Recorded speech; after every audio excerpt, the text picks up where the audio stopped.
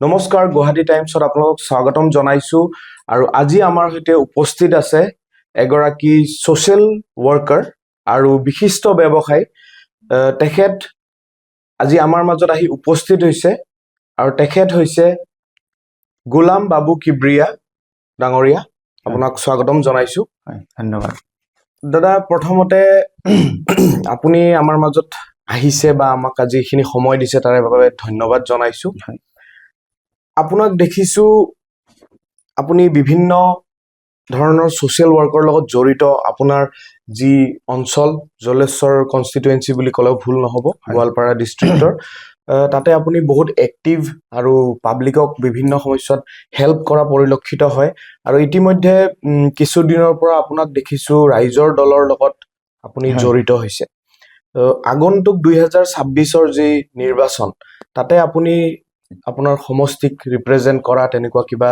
কথা ভাবিছে নেকি হয় মই পোনপ্ৰথমে আপোনালোকক ধন্যবাদ জ্ঞাপন কৰিছো মোক ইয়ালৈ মাতাৰ বাবে আৰু মই নৱেম্বৰ মাহতে অখিল গগৈ ডাঙৰীয়াৰ প্ৰতি আকৰ্ষিত হৈ তেওঁৰ নীতি আদৰ্শ তেওঁ যিদৰে বলিষ্ঠ কণ্ঠ তেওঁৰ যি বলিষ্ঠ কণ্ঠ সেই কণ্ঠ বিধানসভাৰ মাজমজিয়াত গোটেই অসমবাসী দেখিবলৈ পায় তেওঁৰ সেই নীতি আদৰ্শৰ প্ৰতি মই আকৰ্ষিত হৈ মই নৱেম্বৰ মাহত ৰাইজৰ দলত যোগদান কৰিলো ইয়াৰ অন্তৰালত আৰু এটা কথা আছে কি জলেশ্বৰ সমষ্টিৰ যুৱচামে জলেশ্বৰ সমষ্টিবাসী ৰাইজে বিচাৰে কি মই 2026 চনত জলেশ্বৰ সমষ্টিৰ পৰা প্ৰতিনিধিত্ব আগবঢ়াও বুলি তেওঁলোকে বিচাৰিছে সো তেওঁলোকৰ সেই কথাখিনিৰ ওপৰত মই সন্মান জনাই বা হেৰি কৰি মই অনাগত মানে আগন্তুক 2026 চনৰ যে নিৰ্বাচন আহিব এই নিৰ্বাচনত মই অৱতীৰ্ণ হ'ম ৰাজ্যৰ দলৰ যেহেতু পলিটিক্সৰ অকমান বেছিকৈ কথা পাতিম আজি আপোনাৰ পৰা জানিব বিচাৰিছো যে জলেশ্বৰ সমষ্টিত আমি যিমান দূৰ জানো যিমান দূৰ জ্ঞাত বিভিন্ন ধৰণৰ সমস্যা আছে ৰাস্তাৰ পৰা ৰোড ইনফ্ৰাষ্ট্ৰাকচাৰৰ পৰা লৈ এডুকেশ্যন আনএমপ্লয়মেন্ট তো সেইবোৰৰ সন্দৰ্ভত আপুনি কেনেকুৱা ধৰণৰ পদক্ষেপ ল'ব যদি আপুনি কথাটো হয় কি মই আপোনাক এনেকুৱা ভাবে ক'ব লাগিব 126টা সমষ্টিৰ ভিতৰত জলেশ্বৰ সমষ্টিটো আটাইতকৈ অনুন্নত আটাইতকৈ পিছপৰা সমষ্টি তাতে সমস্যা বুলি ক'বলৈ গ'লে প্ৰথম সমস্যাটো আহিব আনএমপ্লয়মেন্ট আমাৰ তাত শিক্ষিত নিবনুৱাৰ সংখ্যাটো বহুত বেছি তাৰপিছত আপুনি আহিব লাগিব ৰোড ইনফ্ৰাষ্ট্ৰাকচাৰ যিটো এটা ৰাস্তা ঘাটৰ একদম বেয়া অৱস্থা হস্পিটেল মডেল হস্পিটেল এখন দুখন আছে যদিও ডক্টৰ নাই হস্পিটেলৰ এম্বুলেন্স নাই ৰিভাৰ ইৰোশ্যনৰ প্ৰব্লেমটো আছে ৰিভাৰ ইৰোশ্যনৰ বহুত ডাঙৰ প্ৰব্লেম যাৰ ফলত আজি আমাৰ মানুহখিনি উঠি য'ত ত'ত চৰ অঞ্চলৰ মানুহখিনি য'ত ত'ত যাব লগা হৈছে আৰু যাৰ ফলত আমি বিভিন্ন ধৰণৰ নামাকৰণেৰে নামাকৃত হৈছো মানে বিভিন্ন ধৰণৰ নামেৰে আমাক নামাকৰণ কৰা হৈছে গোটেই অসমবাসী ৰাইজে জানে কিন্তু একচুৱেলি সেই মানুহখিনি আমাৰ চৰ অঞ্চলৰ মানুহ আৰু সেই চৰ অঞ্চলৰ মানুহখিনি নদী যেতিয়া ভাঙি যায় তাৰপিছত সেই মানুহখিনি এই পাহাৰ এৰিয়া বা বিভিন্ন অঞ্চলত তিতাবি ল'ব লগা হয় যাৰ ফলত আজি এই দুৰৱস্থা আমাৰ জলেশ্বৰ সমষ্টি ৰাইজৰ দলে নিজক পিপলৰ যিটো মানে ৰাইজৰ যিটো মুভমেণ্ট থাকে সেই যি ইছ্যুজ থাকে সেইটোক ফ'কাছ কৰি পিনেই সদায় চলি আহিছে আৰু তেনেকুৱা ধৰণকে মানুহে চায় তো ইয়াক লৈ আপোনাৰ সমষ্টিত আপুনি যদি MLA হিচাপে নিৰ্বাচিত হয় আপুনি কেনেকুৱাকে এই কাম কাজ আগবঢ়াব বুলি ভাবে ৰাইজৰ দল অখিল গগৈ ডাঙৰীয়া ৰাইজৰ কণ্ঠ তাৰ অংশী হিচাপে ময়ো ভাবো কি জলেশ্বৰত অনাগত দিনত মই বিধায়ক হিচাপে নিৰ্বাচিত হলে ৰাইজৰ যিখিনি মূল সমস্যা আছে সেইখিনি সমস্যা সমাধানৰ কাৰণে যিখিনি মাত মাতিব লাগে যেনেদৰে মাত মাতিব লাগে য'ত মাত মাতিব লাগে য'ত যাব লাগে কোনো কম্প্ৰমাইজ নকৰাকে মই ৰাইজৰ জলেশ্বৰ সমষ্টিৰ ৰাইজৰ হৈ কাম কৰি যাম বিশেষকৈ মই মোৰ সমষ্টিত দেখিছো যে আনএমপ্লয়মেন্টৰ কথাটো যিটো মই কৈ আহিলো আনএমপ্লয়মেন্ট বহুত বেছি আৰু এইখিনি সমাধান কৰিবৰ কাৰণে আজিলৈকে কোনো বিধায়কে গুৰুত্ব দিয়া নাই কোনো নট এন সিঙ্গেল ষ্টেপ তেওঁলোকে লোৱা নাই আজিৰ সময়ত আমাৰ এই আনএমপ্লয়মেন্টখিনি সমাধান কৰিবৰ কাৰণে এইখিনি মই আজি শিক্ষিত যুৱক হিচাপে এজন ব্যৱসায়ী হিচাপে মই যেতিয়া চাওঁ সমষ্টিৰ দুৰৱস্থাখন দেখিলে দুখ লাগি যায় আজি আমাৰ ল'ৰাবোৰে কি ক্ৰামত ব্যস্ত মোবাইলত লুডু খেলাত ব্যস্ত আজি বেলেগ বিভিন্ন কামত নিশাযুক্ত দ্ৰব্যত আসক্ত কিহৰ কাৰণে আনএমপ্লয়মেণ্টৰ কাৰণে। আজি যদি সিহঁতৰ কৰ্ম সংস্থাপন থাকিলেহেঁতেন সেই মানুহখিনি কিন্তু কেতিয়াও আপোনাৰ এইবিলাক কামত জড়িত নহলহেঁতেন। চ' মই ভাবো কি বিধায়ক এজনৰ মূল দায়িত্ব থাকে তেওঁৰ সমষ্টি কিমানখিনি মানুহ আছে, কিমানখিনি কিমান শতাংশ শিক্ষিত যুৱক আছে, কিমান মানে কিমান শতাংশ অৰ্ধশিক্ষিত আছে, গোটেই ডাটাবোৰ লৈ সিহঁতৰ সংস্থাপনৰ কাৰণে যিখিনি কাম কৰিব লাগে সেইখিনি কাম কৰিব লাগে বুলি মই ভাবো। বৰ্তমান সময়ছোৱাত যি প্ৰেজেণ্ট MLA তেখেত কেনেকুৱা ধৰণকে ফেইল হৈছে বুলি ক'ব যদি এই আনএমপ্লয়মেণ্টৰ কথা কওঁ? আনএমপ্লয়মেণ্টৰ ডিটেইলছত ক্ষেত্ৰত চাওক, তেওঁ একো কৰা নাই। আমাৰ সমষ্টিটো জলেশ্বৰ সমষ্টি হয়নে? জলেশ্বৰ সমষ্টি, মই আকৌ কৈছো, জলেশ্বৰ সমষ্টিটো 126টা সমষ্টিৰ ভিতৰত আটাইতকৈ অনুন্নত আৰু পিছপৰা সমষ্টি। সেই সমষ্টিটোত নিবনুৱা সমস্যা সমাধানৰ ক্ষেত্ৰত ইণ্ডাষ্ট্ৰিয়েলাইজেশ্যন কৰিব লাগিছিল। আজি আমাৰ অত্ৰ অঞ্চলত গোটেই সমষ্টিত এটা আপুনি ইণ্ডাষ্ট্ৰি নাপাব, এটা কল কাৰখানা উদ্যোগ প্ৰতিষ্ঠান একো নাপাব য'ত আমাৰ শিক্ষিত ল'ৰা ছোৱালীবোৰে কৰ্ম সংস্থাপন পাব, য'ত ৰাস্তাত ঠেলাৱালা এজন থাকিলে তাৰ সংস্থাপনো হ'ব, হয়নে নহ'ব? লেবাৰ শ্ৰেণীৰ মানুহকেইটাৰ সংস্থাপন হ'ব। ইণ্ডাষ্ট্ৰি ছেটআপৰ ক্ষেত্ৰত বা বহুৱাবৰ ক্ষেত্ৰত আমাৰ বিশেষকে বিধায়কজন কোনো গুৰুত্ব দিয়া নাই। মই আপোনাক এটা কথা কওঁ, আজি এডভান্টেজ আছামৰ জৰিয়তে অসমত হাজাৰ হাজাৰ কোটি টকাৰ ইনভেষ্টমেণ্ট আহিছে, ইণ্ডাষ্ট্ৰিয়েলিষ্ট আহিছে। আমাৰ বিধায়কজন কোনো এটা ইণ্ডাষ্ট্ৰিৰ লগত লগ ধৰিছেনে যে আপোনাৰ ইণ্ডাষ্ট্ৰিটো মোৰ সমষ্টিত বহাওক?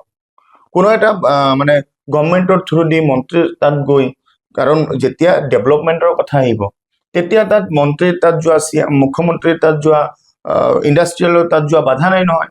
এতিয়া ইমান কোটি টকাৰ ইনভেষ্টমেণ্ট অসমত অহাৰ পিছতো আপুনি চাওক, আমাৰ বিধায়ক মহোদয়ে কিন্তু এটা ইণ্ডাষ্ট্ৰি, এটা উদ্যোগ আমাৰ সমষ্টিত কিন্তু বহাব নোৱাৰিলে। এইটো দুৰ্ভাগ্যজনক কথা নহয় জানো? আজি ইণ্ডাষ্ট্ৰিয়েলিষ্ট এজ এন বিজনেছমেন হিচাপত মই যদি অনুভৱ কৰোঁ, বিজনেছমেন বিলাকক কি লাগে?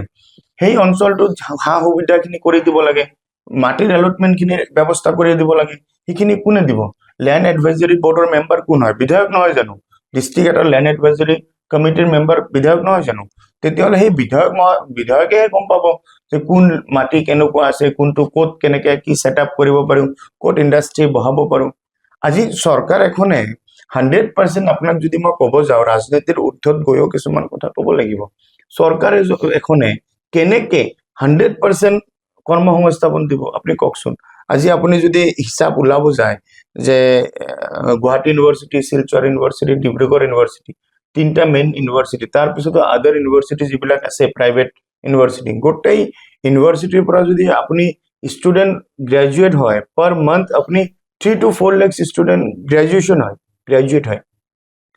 5 বছৰ এটা চৰকাৰ থাকে, কিমান হেৰি হ'ল আপোনাৰ? 15 লাখ মান শিক্ষিত যুৱক হ'ল জানো? এই 15 লাখ শিক্ষিত যুৱকক চৰকাৰ এখনে 5 বছৰ কেনেকে সংস্থাপন দিব? ইয়াৰ দায়িত্বটো আমাৰ লোকেল যিবিলাক MLA আছে তাৰোতো দায়িত্ববিলাক থাকে ন। ইয়াৰ অল্টাৰনেটিভ ৱে আছে নে নাই? আছে ন। আজি উদ্যোগীকৰণ হলে ইয়াৰ অল্টাৰনেটিভ বস্তুবোৰ ওলাই যাব নে নাযাব? যাব। আজি আমাৰ তাত যদি 2-4-5 হাজাৰ কোটি টকাৰ ইনভেষ্টমেণ্ট MLA জন লৈ গ'লহেঁতেন, কমচে কম আমাৰ সমষ্টিৰ আধা নিবনুৱা সমস্যা সমাধান হৈ গ'লহেঁতেন, নহ'লহেঁতেন নেকি? তো এই কথাবোৰৰ ওপৰত মই ভাবো আমাৰ বিধায়ক মহোদয়, যিটো বৰ্তমানৰ বিধায়ক আফতাবউদ্দিন মোল্লা ডাঙৰীয়া, সম্পূৰ্ণ বিফল আৰু ব্যৰ্থ। নাজানো কিয় তেওঁৰ অকল নিজৰ স্বাৰ্থৰ কাৰণে কৰি আছে নে ৰাইজৰ কাৰণে কৰি আছে। আৰু ৰাইজৰ কাৰণে যদি কৰিলেহেঁতেন, মই ভাবো যে প্ৰথম সমস্যাটো, মূল সমস্যা যিটো অৰ্থনীতি, আমাৰ মানে জ্বলন্ত সমস্যা যোনটো, এই আমাৰ মানুহখিনিৰ জ্বলন্ত সমস্যা হ'ল তেওঁলোক নিবনুৱা। এই নিবনুৱাৰ ওপৰত তেওঁলোকে কাম কৰিব লাগিছিল আৰু সংস্থাপনৰ ক্ষেত্ৰত যিখিনি ব্যৱস্থা ল'ব লাগে আমাৰ বিধায়কে ল'ব লাগিছিল। তেওঁ লোৱা নাই, যিহেতু মোৰ চকুত আৰু জলেশ্বৰ সমষ্টিবাসীৰ চকুত তেওঁ সম্পূৰ্ণৰূপে ব্যৰ্থ।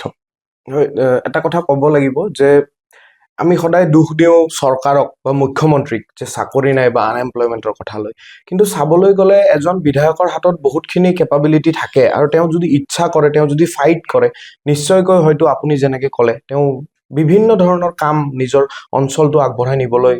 হয়, ডেফিনেটলি মুখ্যমন্ত্ৰী ডাঙৰীয়াৰ দায়িত্ব হ'ল গোটেই অসমবাসী। মই এইটোৱে ক'লো, মুখ্যমন্ত্ৰী ডাঙৰীয়াৰো দায়িত্ব আছে। কেনেকুৱা দায়িত্ব? মই ভাবো যে তেওঁ যিহেতু চৰকাৰী চাকৰি 15 লাখ দিব নোৱাৰিব, ইয়াৰ অল্টাৰনেটিভ হিচাপে মুখ্যমন্ত্ৰী ডাঙৰীয়াৰ দায়িত্ব ল'ব লাগিব। উদ্যোগীকৰণৰ ক্ষেত্ৰত তেওঁ আগবাঢ়ি যাব লাগিব। যেনেকুৱা এতিয়া তেখেতে কৰি আছে এতিয়া কিমান সফল হ'ব এইটো পিছৰ কথা বাট তেওঁ কৰি আছে সফল হ'ব কাৰণে সেই দায়িত্বখিনি মুখ্যমন্ত্ৰী ডাঙৰীয়াই ল'ব লাগিব আৰু যদি সেই দায়িত্বত তেওঁ সফল নহয় তেতিয়াহ'লে কিন্তু তেওঁ মানে বিফল মুখ্যমন্ত্ৰী হিচাপে পৰিগণিত হ'ব তাৰ কাৰণ হ'ল কি অসমত প্লাছ আমাৰ জলেশ্বৰ সমষ্টিত যদি ধৰো গোটেই অসমত আটাইতকৈ বাৰ্ণিং ইছ্যুটো হ'ল নিবনুৱা আজি মই আপোনাৰ নিবনুৱাৰ ক্ষেত্ৰত মই এটা কেলকুলেশ্যনৰ মানে হিচাপ মই এটা দিওঁ ছাপ'জ মোৰ সমষ্টিতে লৈছোঁ মই গোটেই অসমত কাৰণ মই গোটেই অসমৰ কথা ইমান ডিটেইলছ কোৱাটো ঠিক নহ'ব মই যিহেতু জলেশ্বৰ সমষ্টিৰ কথা কৈছোঁ মই আপোনাক হিচাপ এটা লৈছোঁ আপোনালোকে চাব পাৰিব যে মোৰ বাঁশবাৰী জিপি এটা 22টা জিপি আছে তাৰ ভিতৰত বাঁশবাৰী এটা জিপি তাত মোৰ 12,000 এৰাউণ্ড 12,000 ভোটাৰ আছে পপুলেশ্যন নহয় মই আপোনাক ক'লো যে আমাৰ মানুহখিনিৰ যদি 500 টকা এটা দিনত ইনকাম হ'লহেঁতেন 500 যদি এটা দিনত ইনকাম হ'লহেঁতেন তেতিয়াহ'লে 60 লাখ টকা কাৰ বাঁশবাৰী জিপিৰ ইনকাম পাৰ ডে নহয় জানো ইনটু 30 কিমান 18 crores কাৰ ইনকাম বাঁশবাৰী জিপিৰ এতিয়া আহক এজন মানুহে 500 টকা যদি উপাৰ্জন কৰে আধা খৰচা কৰিব আধা সেভিং কৰিব তো আধা হ'ল আপোনাৰ 250 টকা আপুনি 250 টকাও যদি খৰচা কৰে 9 কোটি টকা খৰচা হ'ব ক'ত বাঁশবাৰী জিপিত এতিয়া আপোনাক মই জনাব বিচাৰিছো বাঁশবাৰী জিপিত 3-4টা মান বজাৰ আছে চক সৰু সৰু এটা বজাৰ আছে আৰু বাকী কেইটা সৰু সৰু চক এই 9 কোটি টকা আপুনি প্ৰত্যেক মাহত বাঁশবাৰী জিপিত খৰচা কৰি দেখাওকচোন বাঁশবাৰী জিপি উন্নত নহয় থাকিব পাৰে জানো বাঁশবাৰী জিপি ডেভেলপ নোহোৱাকে থাকিব পাৰিব জানো কিন্তু এতিয়া মূল কথা হৈছে এই যে 500 টকা এই 500 টকাটো ক'ৰ পৰা আহিব সেইটোৰ দায়িত্ব বিধায়কে এমএলএ ল'ব লাগিব সেই 500 টকা অহা যোনটো প্লেটফৰ্ম যোনটো প্ৰতিষ্ঠান সিটো ছেটআপ সিটো সংস্থাপন কৰিব লাগিব বিধায়ক মহোদয় কাৰণ বিধায়ক মহোদয়ক মই প্ৰত্যেক ঘৰে ঘৰে গৈ পইচা বিলাব দিয়া নাই মানুহে কেনেকৈ উপাৰ্জন কৰিব সেই জায়গাটোহে এই ৰাস্তাটো দিব দিছো মই তো এই তেনেকৈ আপুনি এইখিনি সৰু এটা জিপিত যদি মাহেকত 9 কোটি টকা খৰচা হ'ব পাৰে তেতিয়াহ'লে 2.5 লাখ ভোটাৰ আমাৰ জলেশ্বৰ সমষ্টিত আপুনি 500 টকাকে হিচাপ কৰিবচোন জলেশ্বৰ সমষ্টিত যদি মিনিমাম ইনকাম কৈছো কোনোবা 10,000 15,000 20,000 কৰে এইটো আমাৰ লুকআউট নহয় কিন্তু এজ এ এভাৰেজ ইনকাম আপুনি 10,000 কৰিছে কোনোবা 5,000 কৰিব কোনোবা 200 কৰিব এভাৰেজ ইনকামত যদি 500 টকা হয় জলেশ্বৰ সমষ্টিত ডেভেলপ নোহোৱাকে থাকিব নোৱাৰে তো এই কথা বতৰাবিলাকৰ ওপৰত মই ভাবো আমাৰ লোকেল বিধায়ক মহোদয় আৰু সাংসদ মহোদয় গুৰুত্ব দিব লাগে আৰু গুৰুত্ব দি আমাৰ সেই মানুহখিনিৰ কাষত থিয় দিব লাগে আৰু যদি তেওঁ থিয় দিব পৰা নাই অত বছৰে তো তেওঁলোকৰ নিচিনা ব্যৰ্থ মানুহ আমাৰ সমষ্টিত আৰু নাই হয় দাদা অকমান আগবাঢ়িছো এতিয়া এগ্ৰিকালচাৰৰ কথা যদি কওঁ জলেশ্বৰ সমষ্টিৰ বেকবন বুলি ক'ব লাগিব কাৰণ কৃষি প্ৰধান সমষ্টি ফাৰ্মিঙতে নিৰ্ভৰশীল তো এনে সময়ছোৱাত ৰাস্তাৰ যি অসুবিধা আমি যিমান দূৰ জানো ৰাস্তা বহুত বেয়া ৰোড ইনফ্ৰাষ্ট্ৰাকচাৰ বা তেওঁলোকৰ বাবে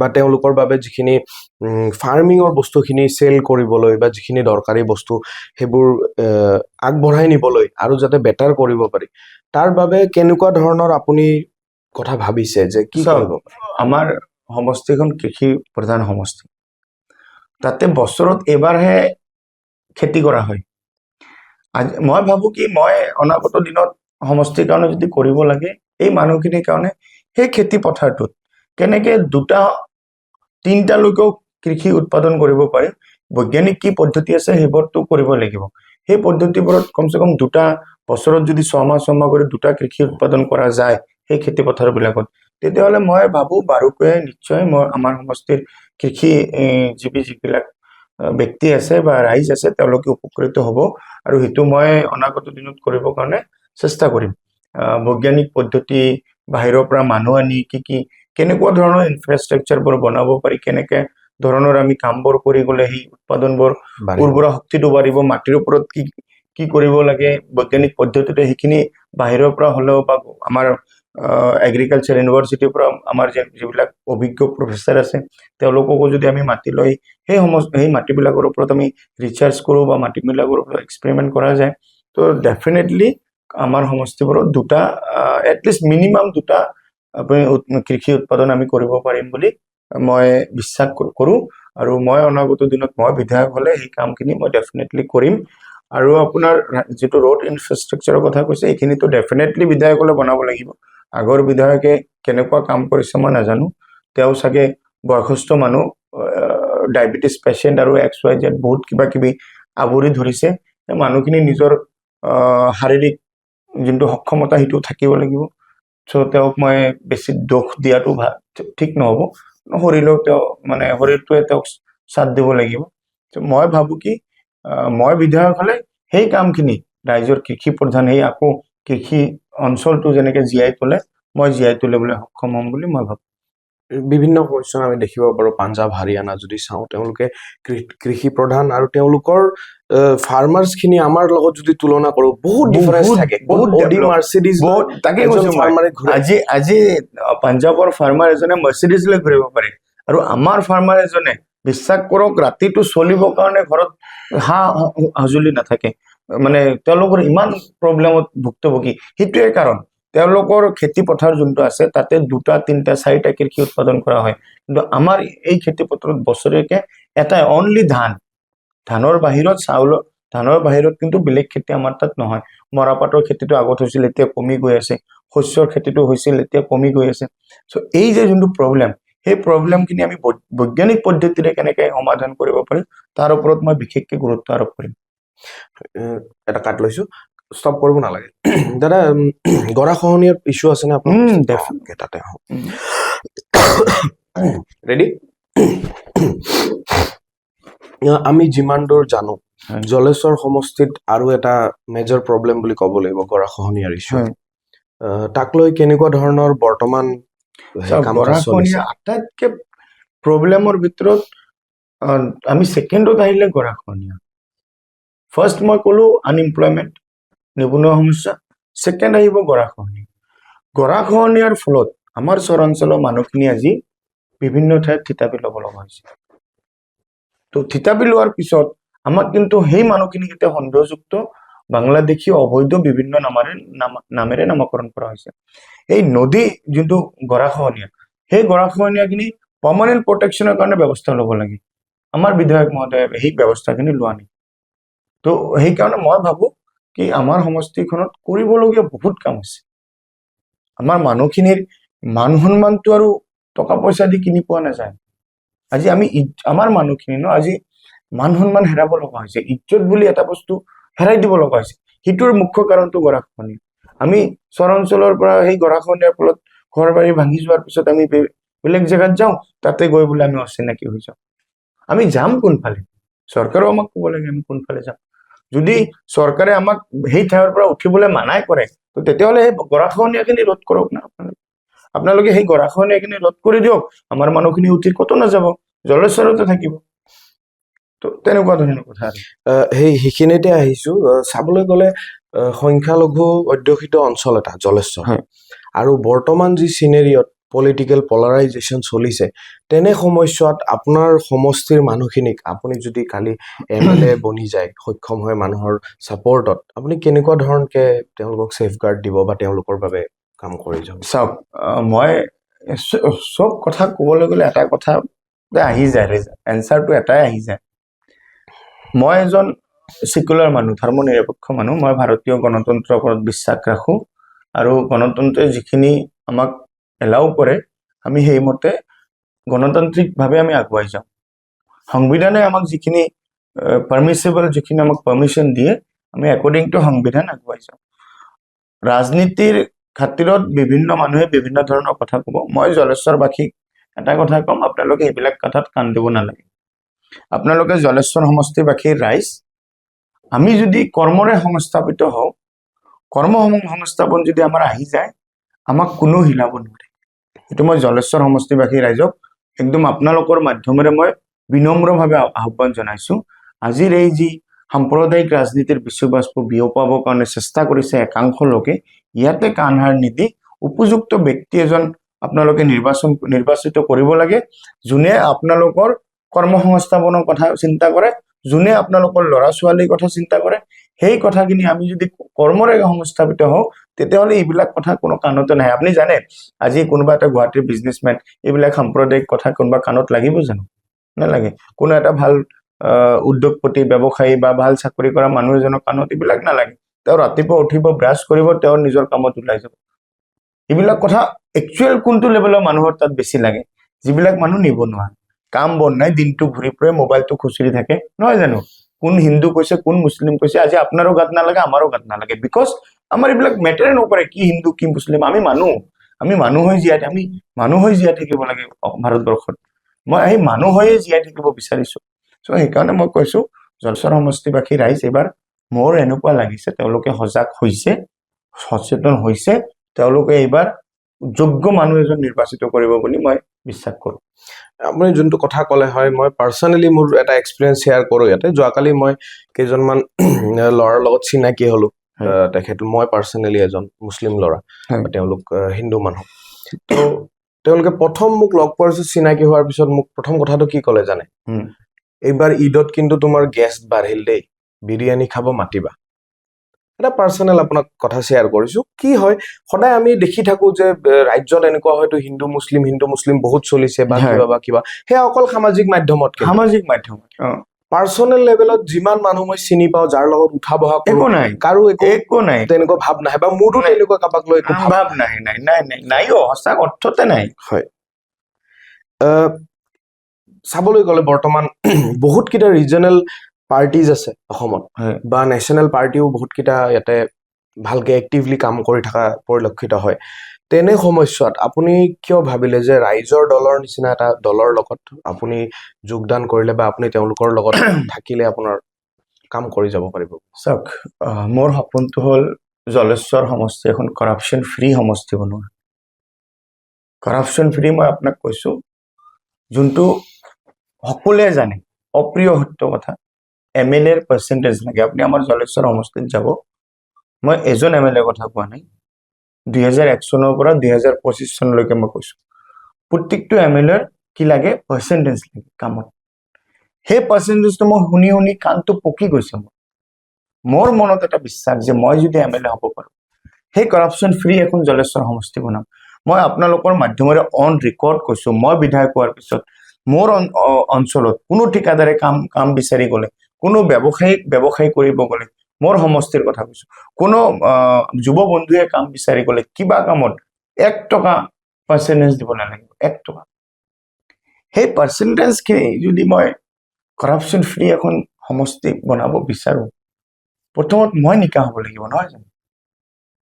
আমাৰ সমষ্টিত যিকেইটা মাইনৰিটি প্ৰধান অঞ্চলত যিকেইটা দল আছে, প্ৰত্যেকটো দলে টিকিটৰ বাবদত 2 পৰা 3 কোটি 4 কোটিলৈকে পইচা লাগে। এতিয়া চিন্তা কৰক, সেই দলবিলাকৰ পৰা যদি মই আৰম্ভণিতে যদি মই কৰাপটেড হৈ যদি সেই দলত সোমাও, মোৰ নিকা ভাৱমূৰ্তিটো থাকিব জানো? আপুনি সেই পইচাটো প্ৰথমত ৰিকভাৰ কৰাৰ কথা ভাবিব, হয়নে? 3 কোটি টকা দি টিকিট লৈ 3-4 কোটি টকা ইলেকশ্যনত খৰচা কৰি 7-8 কোটি টকা ইলেকশ্যনত খৰচা কৰাৰ পিছত সেই মানুহজনৰ ভাৱমূৰ্তিটো কেনেকুৱা হ'ব?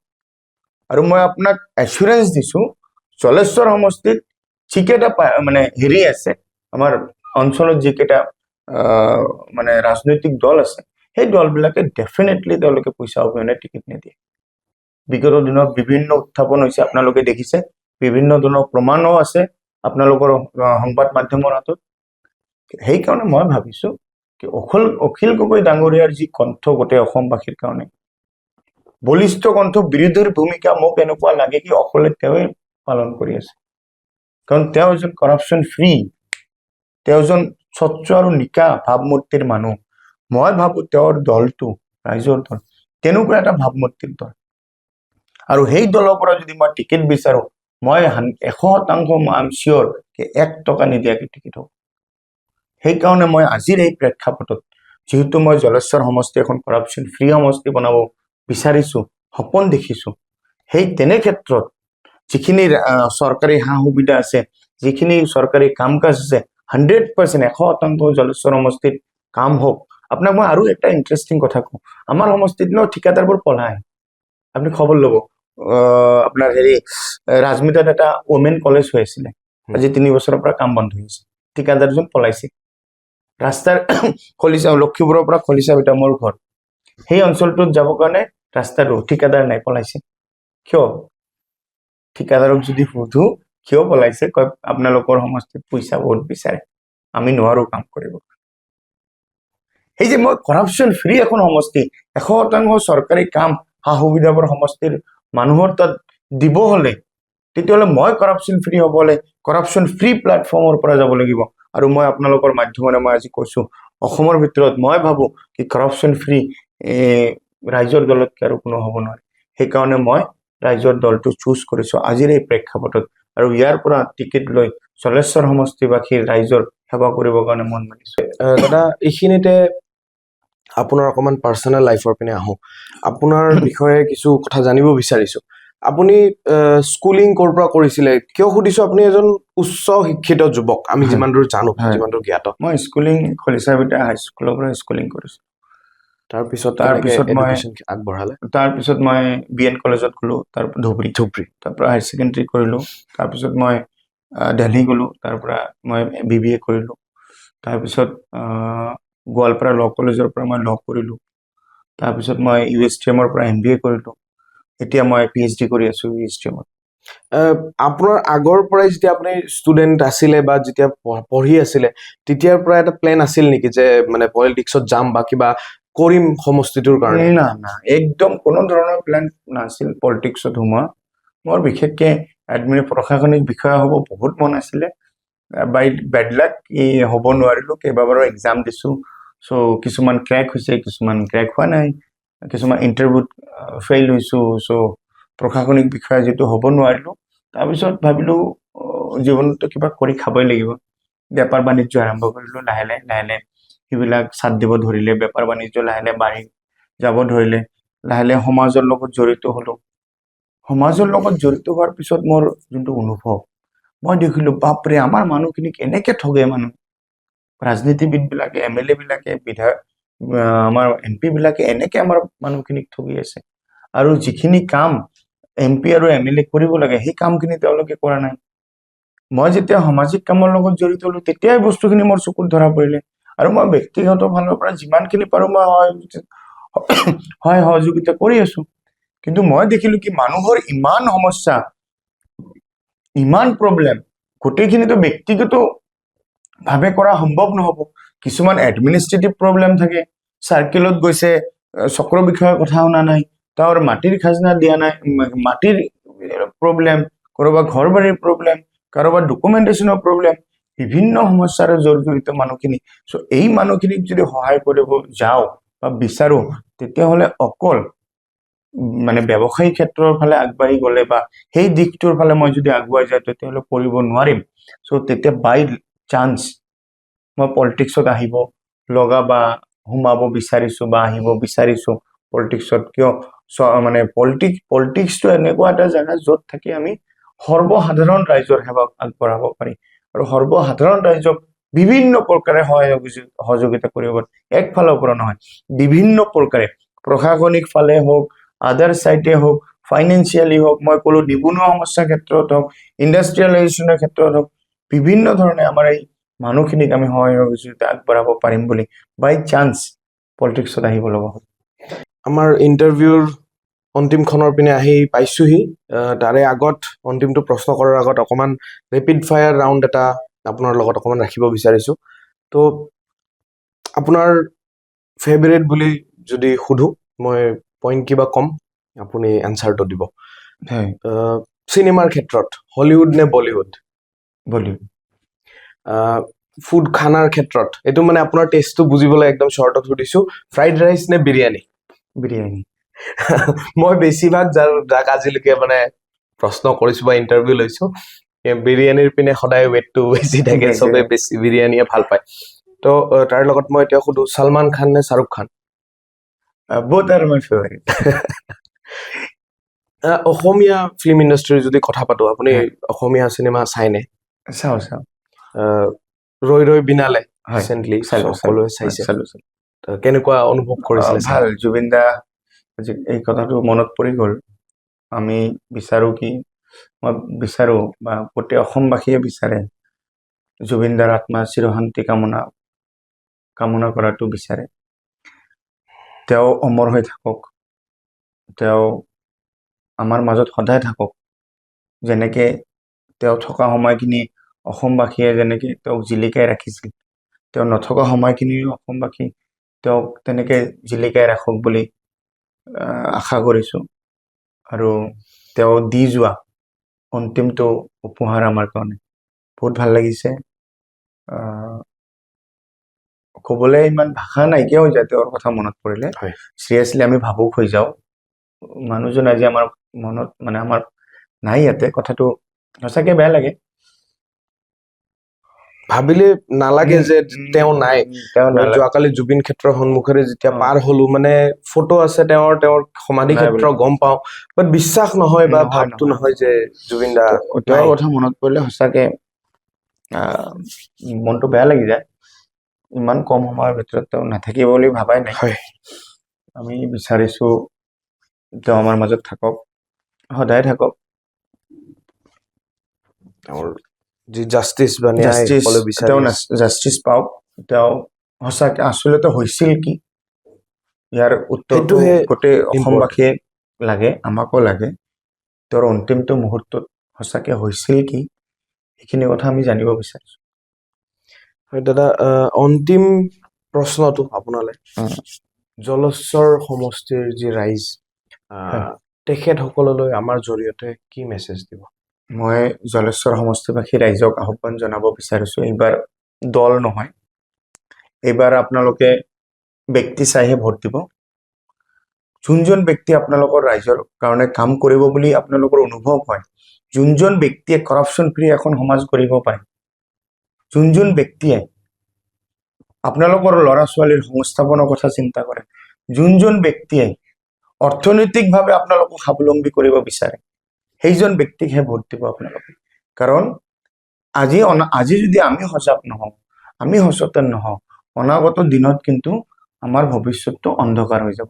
আৰু আপোনালোকৰ মাধ্যমেৰে মই ৰাইজক ক'ব বিচাৰিছো যে মই যদি বিধায়ক হিচাপে আপোনালোকে মোক নিৰ্বাচিত কৰে, মোৰ মাহেকীয়া যোনটো চেলেৰি, যোনটো আপোনাৰ টিএ, ডিএ, ৰেণ্ট, আদাৰ এলাউন্সেছ চব মিলাই 1.5-2 লাখ টকা মান হৈ চাগে, মই গোটেইখিনি পইচা প্ৰত্যেক মাহে ৰাইজৰ কাৰণে উৎসৰ্গিত কৰি দিম। 50% মই হেল্থৰ ওপৰত খৰচা কৰিম, 50% মই এডুকেশ্যনৰ ওপৰত খৰচা কৰিম। MLAৰ পৰা মই 1 টকা নালাগে, কৰাপশ্যন ফ্ৰী এখন সমষ্টি বনাই দিম। আপোনালোকৰ ল'ৰা ছোৱালীৰ কাৰণে সংস্থাপনৰ ব্যৱস্থা কৰি দিম, নিজৰ চেলাৰীখিনিও দি দিম। আৰু আমাৰ অঞ্চলটো মাদ্ৰাছা আছে। মই লাষ্ট টাইম এখন মানে আলিম উলামা সন্মিলন আমাৰ তাত হৈছিলে, মই তাতেও কৈছিলো, ৰেজিষ্টাৰ যিকেইখন মাদ্ৰাছা আছে জলেশ্বৰ সমষ্টিত, মাহেকীয়া যিখিনি চাউল লাগে ছাত্ৰ ছাত্ৰীবিলাকৰ, সেইখিনি চাউল মই ব্যক্তিগত ফালৰ পৰা মই বিধায়কলৈ দিম। বৰ সুন্দৰ কথা। হয়তো এনেকুৱা মই প্ৰথমবাৰ শুনিলো যে কোনোবা প্ৰত্যাশী কেণ্ডিডেট এজনে এনেকুৱা কথা ভাবিছে। আৰু আমি আশা কৰিছো ৰাইজে আপোনাৰ যি ইচ্ছা, আপোনাৰ যি কৰিবলৈ সমষ্টিৰ বাবে ইচ্ছা, ৰাইজে সেয়া শুনিব, আপোনাৰ লগ দিব, আপোনাৰ সাথ দিব। আৰু এয়াই আছিলে গোলাম বাবু কিবৰিয়া ডাঙৰীয়া। আৰু আপোনাৰ লগত কথা পাতি বহুত ভাল লাগিল। হয়, আপোনাৰ লগতো ভাল লাগিল। আগন্তুক দিনত আমি আশা কৰিছো আকৌ বহিম, আকৌ কথা পাতিম। হয়। আৰু বেষ্ট উইচেছ থাকিল ইলেকশ্যনলৈ। এইখিনিতে আজি সামৰিছো। থেংক ইউ, ধন্যবাদ।